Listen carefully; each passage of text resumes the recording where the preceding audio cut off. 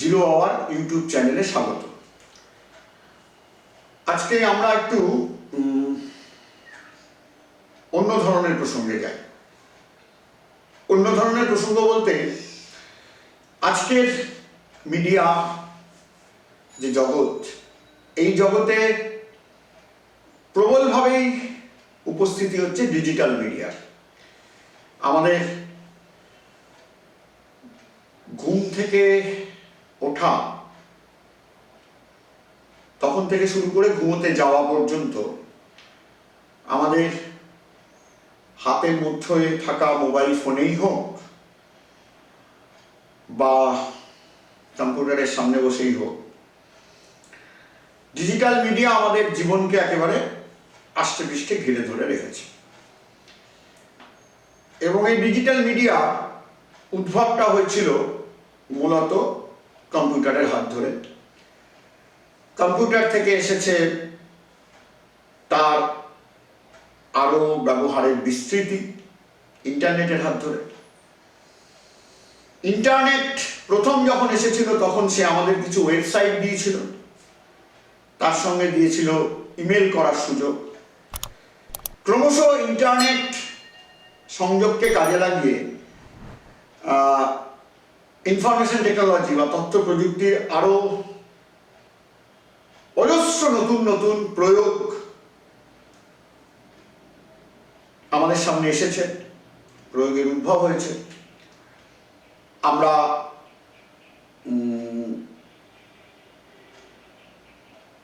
এমন অনেক কিছু এখন এই ডিজিটাল মিডিয়াকে ব্যবহার করে করতে পারি যা আমাদের জীবন ধারণের যে দৈনন্দিন প্রক্রিয়া তাকেই একটা নতুন মাত্রা দিয়েছে। তুমি বাড়িতে বসে কেনাকাটা করতে পারো, যে কোনো কিছুর ফর্ম ফিল আপ করতে পারো, তুমি বাসের টিকিট কাটতে পারো, ট্রেনের টিকিট কাটতে পারো, সিনেমার টিকিট কাটতে পারো, প্লেনের টিকিট কাটতে পারো। মানে আসলে আমাদের দৈনন্দিন জীবনের নানা কাজকর্মকে ওই ইন্টারনেট ভিত্তিক যে সংযোগ তাই দিয়ে এই ডিজিটাল মিডিয়ার মধ্য দিয়ে আমরা, ডিজিটাল মাধ্যম যদি বলি, মিডিয়া বলতে আমি এখানে মাধ্যম, ডিজিটাল মাধ্যমকে দিয়ে আমরা আমাদের জীবনের প্রচুর কাজ সেরে ফেলতে পারি। ডিজিটাল মাধ্যম আমাকে প্রতিদিন যেমন অনেক কাজ করার সুযোগ দেয়, তেমন ডিজিটাল মাধ্যম আমাকে প্রতিদিন প্রচুর তথ্য দেয়, ইনফরমেশন। এবং ডিজিটাল মিডিয়ার তো কোনো ব্যবহারিক বিধিনিষেধ নেই। মানে আমার হাতে একটি মোবাইল ফোন আছে আর আমার ইন্টারনেট সংযোগ নেওয়ার ক্ষমতা আছে বা সুযোগ আছে, আমি ডিজিটাল মিডিয়াকে ব্যবহার করতে পারি। এই ব্যবহারটা আরো সর্বজনীন হয়ে গেছে যখন এসছে সোশ্যাল মিডিয়া। ওয়েবসাইট হয়তো আমরা সবাই বানাতে পারতাম না, কিন্তু এখন সোশ্যাল মিডিয়ার হাত ধরে আমরা সবাই ডিজিটাল মিডিয়ায় ক্রিয়েটর শব্দটা খুব চলে এখন। মানে আমরাই এখন সৃষ্টিকারী হয়ে গেছি। আমরাই ক্রিয়েটর, আমরা ক্রিয়েট করছি, আমরা ক্রিয়েট করতে পারি। শুধু পারি না, আমি যা ক্রিয়েট করতে পারি, সে আঁকা ছবি হতে পারে, আমি আমার তোলা ফটো এডিট করে দিতে পারি, ভিডিও দিতে পারি, কবিতা লিখতে পারি, গান লিখতে পারি, গান গাইতে পারি, আবৃত্তি করতে পারি, ক্যারিকেচার করতে পারি, মিমিক্রি করতে পারি। আমি যা পারি, নিজের নানা রকম ভঙ্গিতে ছবি তুলতে পারি, কি রান্না করছি তাই দিতে পারি, কি পোশাক পরছি তাই দিতে পারি, কিভাবে সাজগোজ করছি তাই দিতে পারি, যা পারি, যা ক্রিয়েট করতে পারি, অন্যের কিছু দেখাতে পারি। আমি সেটা শুধু ক্রিয়েট করতে পারি না, আমি ডিজিটাল মিডিয়া দিয়ে জনসমক্ষে ছড়িয়ে দিতে পারি, বিশাল সংখ্যক মানুষের কাছে ছড়িয়ে দিতে পারি। যেমন পারে একটা টিভি চ্যানেল, যেমন পারে একটা রেডিও চ্যানেল, যেমন পারে একটা সংবাদপত্র বা সাময়িক পত্র, যেমন একটা ওয়েবসাইট পারে, যেমন একটা প্রতিষ্ঠিত সংস্থার নিউজ পোর্টাল বা অন্য কোনো পোর্টাল পারে, তেমন আমিও আমার সোশ্যাল মিডিয়া অ্যাকাউন্টের মাধ্যমে আমি আমার ক্রিয়েশনকে আমি ছড়িয়ে দিতে পারি এক বিরাট অংশের মানুষের কাছে বা সমাজের মধ্যে। এটাই ইন্টারনেটের দ্বিতীয় সংস্করণ, এটাই ওয়েব 2। এটাই আমাদের কাছে আসলে অ্যাডভান্স নিউ মিডিয়া। অর্থাৎ নিউ মিডিয়া বা ইন্টারনেট সে তো ছিলই, সে যে আরো অগ্রগতির রাস্তায় এগিয়ে গেছে, সে যে আরো অনেক কিছু আমাকে দিয়েছে, সেই যে পর্বটা, এটাই আসলে আমার কাছে অ্যাডভান্স নিউ মিডিয়ার উপহার বলো, দান বলো, এটাই অ্যাডভান্স নিউ মিডিয়ার কাছ থেকে আমার প্রাপ্তি বলো, যে আমরা নিজেরাই এখন ডিজিটাল মিডিয়ার ক্রিয়েটার। আমরা ডিজিটাল মিডিয়ায় সেগুলো শুধু ক্রিয়েট নয়, ছড়িয়েও দিতে পারি জনসমক্ষে। বিপদটা এসছে এখানে। দেখো, এই সমাজটা দু ধরনের লোকে পরিপূর্ণ। খুব মোটা দাগের হিসেবে যদি বলো, একদল সুস্থ চিন্তার মানুষ, শুভ বুদ্ধির মানুষ, যারা সমাজে ভালো চায়, আর একদল স্বার্থান্বেষী মানুষ, যারা সমাজকে একটা বিভাজনের চোখে দেখতে চায়, সমাজের বিভাজন তৈরি করতে চায় নিজেদের স্বার্থে, আসলে সমাজের ভালো চায় না। সামগ্রিকভাবে সমাজে জাত পাত ধর্ম ভাষা সংস্কৃতি নির্বিশেষে, এই যে দ্বিতীয় অংশের মানুষ, তারা নিজেদের স্বার্থেই এমন অনেক তথ্য, বললাম এখন তো তারা সবাই ক্রিয়েটার,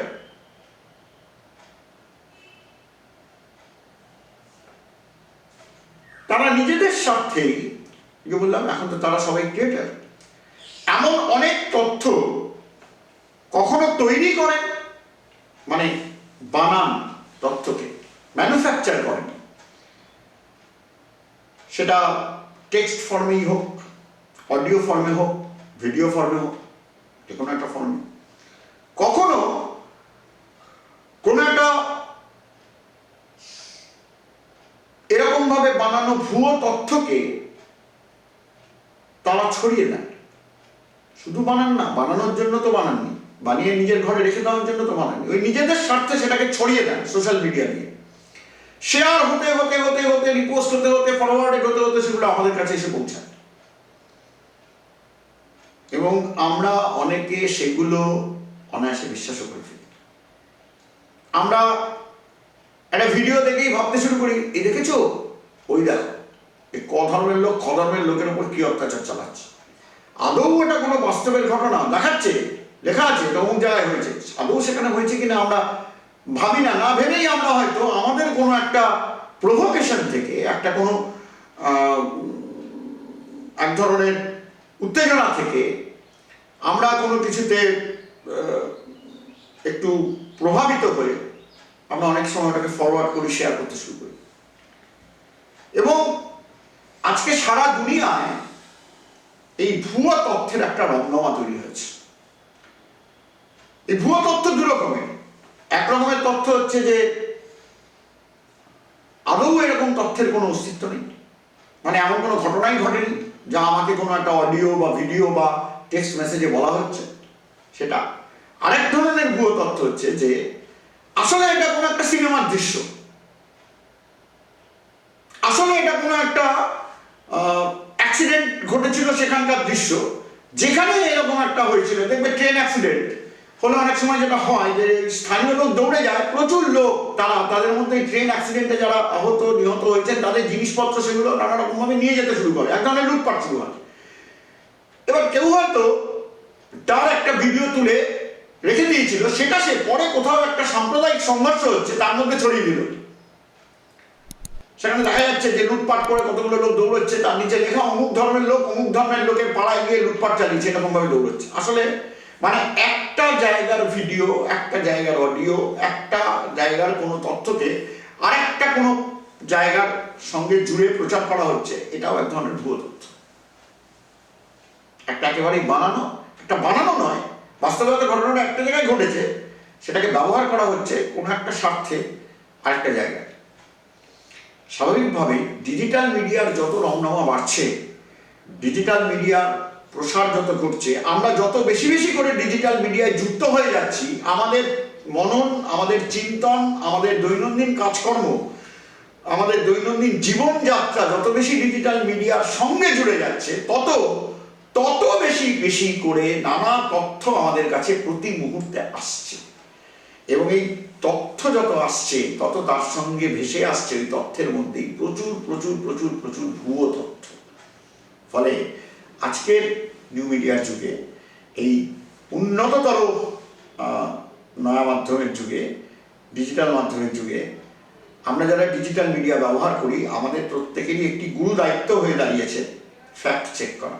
অর্থাৎ আমি যা পাচ্ছি ডিজিটাল মিডিয়ার সূত্রে যে তথ্য, তাকে বিশ্বাস করার আগে, তাতে প্রভাবিত হওয়ার আগে, তা কাউকে শেয়ার করার আগে, তা কাউকে পাঠানোর আগে আমার উচিত তা সত্যতা যাচাই করে নেওয়া। ইংরেজিতে কি বলে? Fact checking. This is a very important aspect of today's new media or today's advance new media. এবং এই ফ্যাক্ট চেকিংয়ের বিষয়ে মাইক কলফিল্ড নামে একজন গবেষক, বিজ্ঞানী, তিনি একটি সূত্রের কথা বলেছেন। তিনি বর্তমানে ইউনিভার্সিটি অফ ওয়াশিংটনে সেন্টার ফর ইনফর্ম পাবলিক, মানে ইউনিভার্সিটি অফ ওয়াশিংটনের মধ্যেই আছে সেন্টার ফর ইনফর্মড পাবলিক বলে একটি ওদের বিভাগ আছে। উনি সেখানকার একজন গবেষক এবং বিজ্ঞানী। উনি মূলত এই অনলাইনে যে সমস্ত তথ্য ছড়ানো হয় এগুলো নিয়ে উনি গবেষণা করেন। উনি একটি সূত্রের কথা বলেছেন এই ফ্যাক্ট চেকিংয়ের বিষয়ে। সেই সূত্রটা হলো, তার 4টি ধাপের কথা উনি বলেছেন। প্রথম ধাপ এস দিয়ে, দ্বিতীয় ধাপ আই দিয়ে, তৃতীয় ধাপের নাম এফ দিয়ে, চতুর্থ ধাপের নাম টি দিয়ে। এই 4টে ধাপকে তাই একসঙ্গে বলা হয় SIFT, শিফট। এমনিতে ইংরেজিতে শিফট বলে একটি শব্দ আছে, তার বানান তোমরা জানো SHIFT, শিফট। এটাও শিফট, তবে এটা SIFT। এই শিফটটা কি?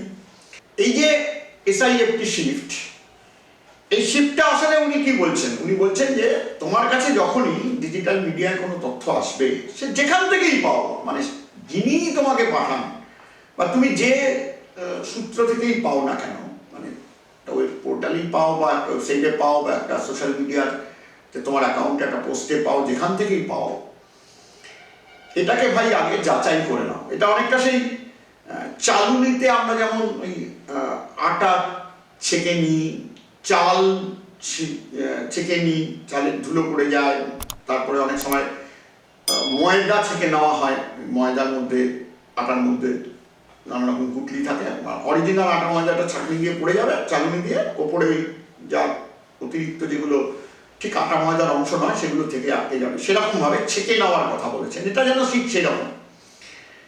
তো উনি বলছেন প্রথমেই তুমি যখন একটা তথ্য পাবে তখন সেই তথ্যের সত্যতা, মানে ফ্যাক্ট, এটা যাচাই করার জন্য, মানে সেটাতে বিশ্বাস করার আগে, সেটাতে প্রভাবিত হওয়ার আগে, সেটা কাউকে পাঠানোর আগে, সেটা কোথাও শেয়ার করার আগে, স্টপ, এস দিয়ে শুরু, থামো। এটা হচ্ছে প্রথম ধাপ। থেমে কি করবে? বললেন যে কোন একটা তথ্য দেখেই তুমি আবেগপ্রবণ হয়ে পড়ো না, কোন একটা তথ্য দেখেই তুমি উত্তেজিত হয়ে পড়ো না। এই যে তুমি থামলে, থেমে তোমার দ্বিতীয় কাজ হচ্ছে এই তথ্যের সূত্র কি সেটা খুঁজে বার করো। ইনভেস্টিগেট দ্য সোর্স, এই হলো আই, ইনভেস্টিগেটেড আই। যে তুমি এই তথ্যের সূত্র কি, কে দিল এই তথ্য, কোথা থেকে পাওয়া গেছে, এটা খুঁজে বার করো। যদি পেলে ভালো, যদি না পাও তাহলে বুঝবে এই তথ্যটা ঠিক তথ্য না। এমন একটা তথ্য যার আর কোনো সূত্র নেই। একটা তথ্যের তো একটা অথেন্টিক সোর্স থাকবে, রিলায়েবল সোর্স থাকবে, বিশ্বাসযোগ্য সূত্র থাকবে। আমি দুম করে বলে দিলাম যে অমুক দেশে বিদেশি ঋণের পরিমাণ দাঁড়িয়েছে এত, আমি কোথাও খুঁজে পাচ্ছি না। কেউ তো একটা হিসেব করেছে, তার হিসেবটা চাইতো।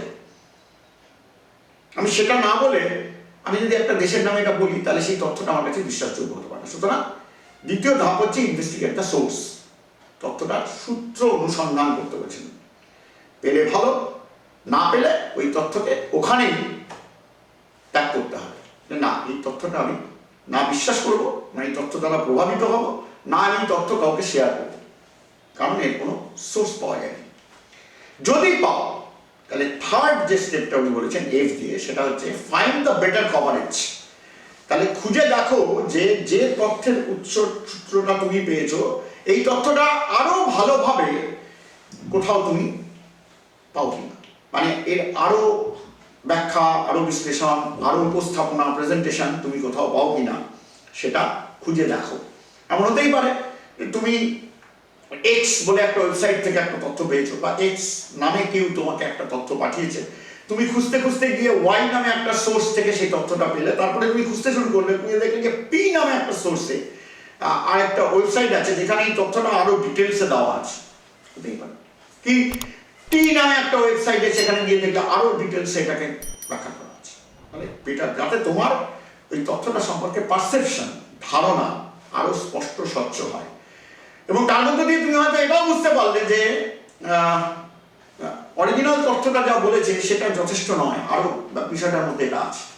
আবার এমনও হতে পারে যে তুমি এটাও ভাবতে পারলে যে অরিজিনাল তথ্যটার মধ্য থেকে যা বেরিয়ে আসছে তার থেকে অনেক বেশি গভীর কোনো ব্যাখ্যা বেরিয়ে আসছে বাকি বেটার কভারেজে। বলো, যদি পাও ভালো, না পাওয়া গেলে তোমার ওই সোর্সটুকুই তোমার হাতে ভরসা। যদি পাও বলছেন, তারপরে তোমার ফোর্থ স্টেপ যেটা হবে সেটা হচ্ছে যে তুমি এবার দেখো যে প্রথম যে তথ্যটা তোমার কাছে এসেছিল, trace back to the, T for trace, খুঁজে দেখো, ট্রেস মানে খোঁজা, তো back to the original media, মানে যা তোমার কাছে প্রাথমিকভাবে এসেছিল, এবার তুমি সেখানে ফিরে গিয়ে দেখো যে এই যে তথ্যটা তোমার কাছে এসেছিল সেই তথ্যটা আসলে কি পরিপ্রেক্ষিতে, কি কনটেক্সটে পোস্ট করা হয়েছে।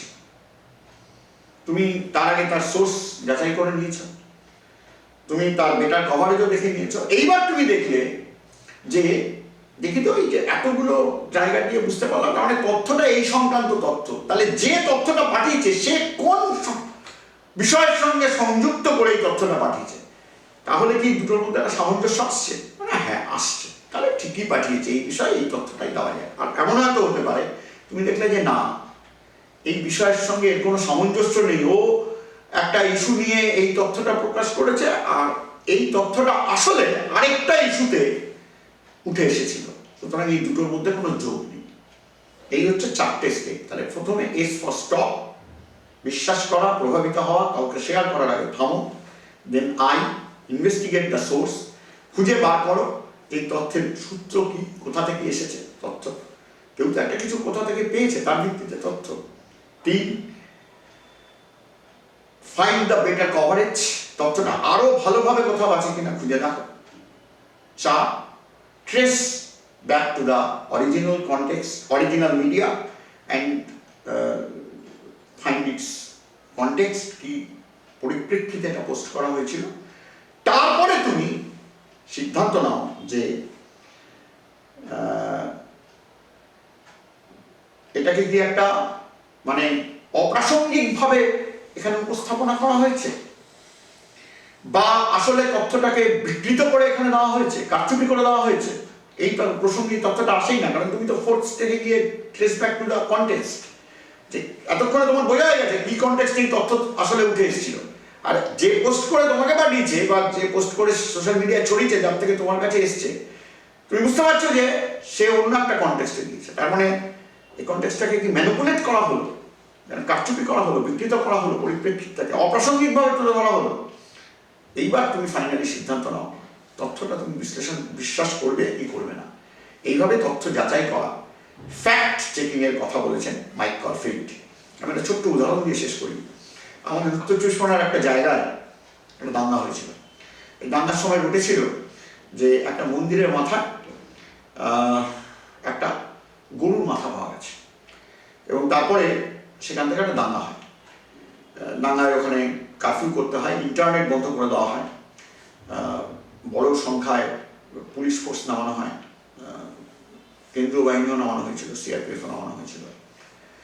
এবং আমি যাদের কাছ থেকে শুনেছি তাদের অনেককেই জিজ্ঞেস করেছি যে এই গরুর মাথা পাওয়া গেল, এটা কোথায় কি? তো একজন আমার দু তিনটে কাগজের নাম বলেছে, অমুক জায়গায় ওই কাগজে পড়েছে বলে আমাকে একজন বলেছে ওই কাগজে বেরিয়েছে।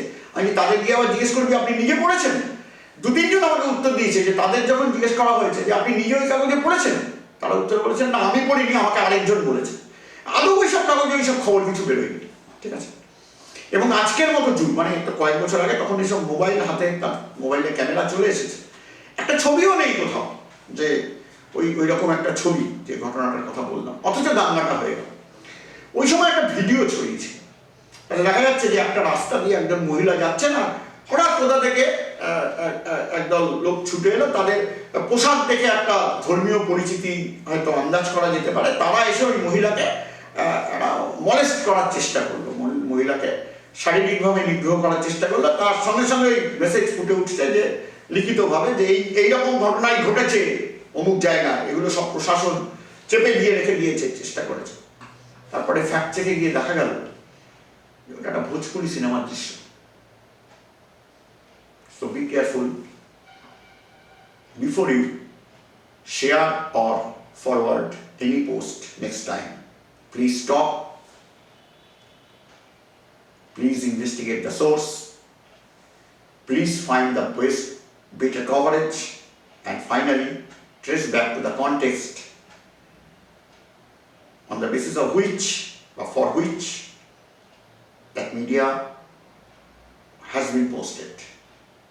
বিচার করো যে এটা প্রাসঙ্গিক নাকি অপ্রাসঙ্গিক, এই তথ্যটা ঠিক না বেঠিক, তথ্যটাকে বিকৃত করা হয়েছে নাকি করা হয়নি, আদৌ এই প্রসঙ্গে এই তথ্য আসা উচিত না, তারপরে সেটাকে গ্রহণ করো। ডিজিটাল মিডিয়া ব্যবহারের ক্ষেত্রে আজকের দিনে এটা অত্যন্ত গুরুত্বপূর্ণ।